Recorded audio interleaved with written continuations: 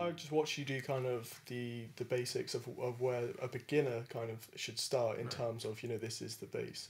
What would you say were kind of more advanced, you know, percussion parts on it? Well, let's see. More advanced parts. Well, your bass drums, your classic sort of bass thump would be down here and up here. And if you have any sort of experience with a drum kit, it's easy to identify which parts work where, right? For example, a classic standard drum groove would perhaps be the bass on beat 1, a snare drum,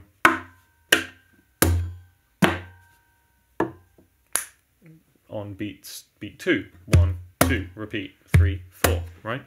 But I think over time and through refining your own technique and finding out your own little subtle nuances and micro techniques, you can combine them in different ways and perhaps more detailed ways. So let's say you start with something like a bass note, just one note. We'll keep it very simple. One note in a kind of funky rhythm, sort of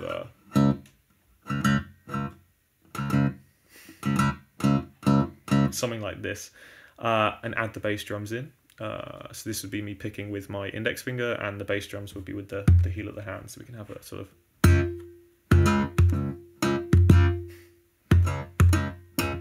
something like that. I add in some snare drums. The snare drums that I'll use here will be here. Okay, so this is just slapping the end of the fingerboard, the thumb hitting the wood as well. Okay, because without the thumb, it sounds okay, but with the thumb, you really get the bite. Okay, let's put that in. Okay, so that's still on beats 2 and 4. It's just we've got a little bit more going on, right? 1, 2. Okay, and you can take it even further. You could integrate some shuffly hi-hat.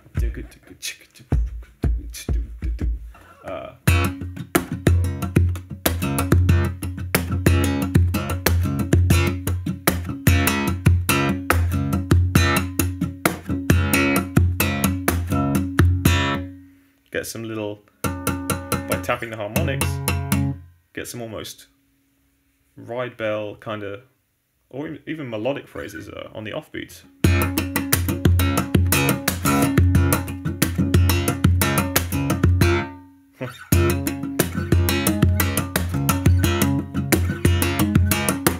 Okay, so when you sort of break it down to its fundamental parts, you can understand what's going on. It's just through time you sort of develop your own way of splicing it all together.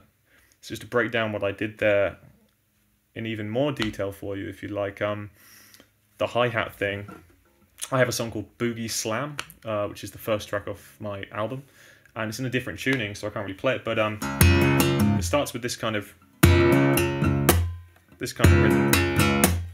And I found that really, sort of came up with that idea, and found it really interesting how you could get different sort of attacks on the strings while sort of keeping everything in the wrist. You can get a slap kind of thing, or a nice warm brush of a finger, or a sort of scratchy sound, and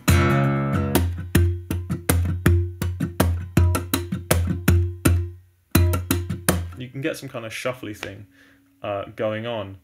So that's, and then just exposing a note when I want a bass note, and then muting the note. You can even get a sound by doing this, right? Or 2 sounds, or 3 sounds, and combine it.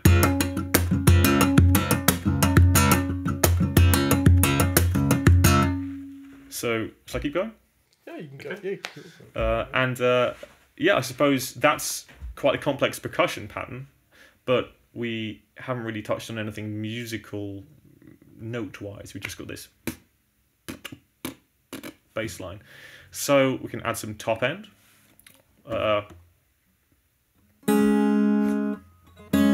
This will do, okay? This is a little jam I did at the Acropolis, actually, and we worked out a little jam, so I'm just trying to retrace my mental steps. Some top end played by, yeah, these 2 notes. So if we get these 2 notes ringing, It's an A and a D. I'm actually tuned a semitone down, but I'm essentially in dadgad tuning. I can't pick this at the same time as getting a bass drum and a decent attack that will set me in motion to do my little wrist movement, right? So how can we pick these notes whilst doing these, but making it aggressive and at this angle? This is so much detail. I'm a big nerd, so I do this regularly. We could achieve this note by pulling off, right? We could start the phrase with our finger actually on the fret and pull off, right? Problem solved. Hammering on there. And you can make your own little musical phrase out of it.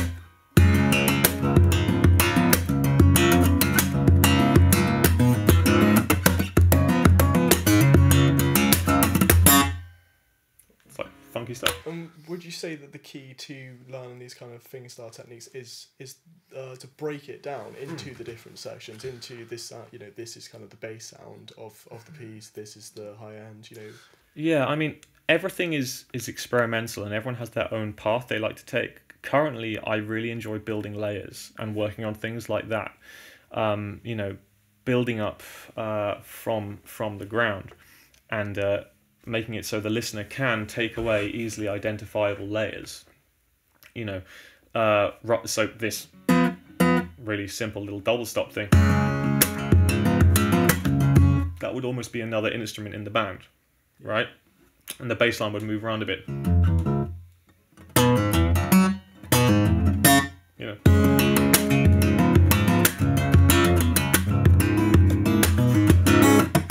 Little DJ scratch thing, yeah. So I try and think of the different parts as different instruments and different players. A good example of this is actually the song Somebody That I Used to Know by Gautier. I did a cover of it, but that song illustrates the way that I like to work in a very clear way, because it's sort of directly related to the way Gautier or Wally works. In building layers, he'd work by taking a sample of something and adding a bass part and adding a melody and adding things like this. So the parts are very well defined as the song goes on. Like a bass line, chords, percussion, everything's consistent. Melody.